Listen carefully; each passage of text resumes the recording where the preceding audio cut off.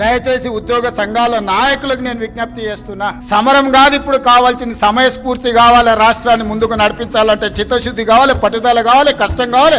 మన రక్తాన్ని చెమటగా మార్చి మనల్ని నమ్ముకున్న 98% ప్రజలకు సేవలు అందించాలి. ప్రజాప్రతినిధిగా తెలంగాణ రాష్ట్ర ముఖ్యమంత్రిగా నేను జీవితకాలం ఊడిగం చేసినా కూడా తక్కువనే అవుతుంది ప్రజలు ఇచ్చిన అవకాశానికి.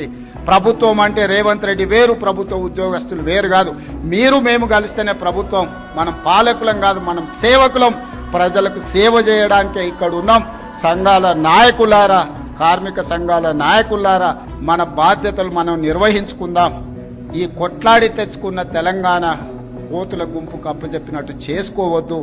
మనం సాధించుకున్న తెలంగాణను మనం అభివృద్ధి పదం వైపు నడిపించుకుందాము. ప్రపంచానికే ఆదర్శంగా నెంబర్ 1 గా నిలబడేటట్టు చేద్దాం. నాకు జీవితంలో ఏమి లక్ష్యం లేదు. తెలంగాణ రాష్ట్రం దేశానికి ఆదర్శంగా ఉండాల్సిన తెలంగాణ మోడల్ను, తెలంగాణ రైజింగ్ అని ఈరోజు దేశానికి ఆదర్శంగా నిలబడాలని, తీర్చిదిద్దాలనేదే నా పట్టుదల. వయసు ఉంది, ఓపిక ఉంది. మీతో కలిసి కష్టపడే తత్వం నాకున్నది. నాతో కలిసి రండి, తెలంగాణ రాష్ట్రాన్ని అభివృద్ధి పదం వైపు నడిపిద్దాం.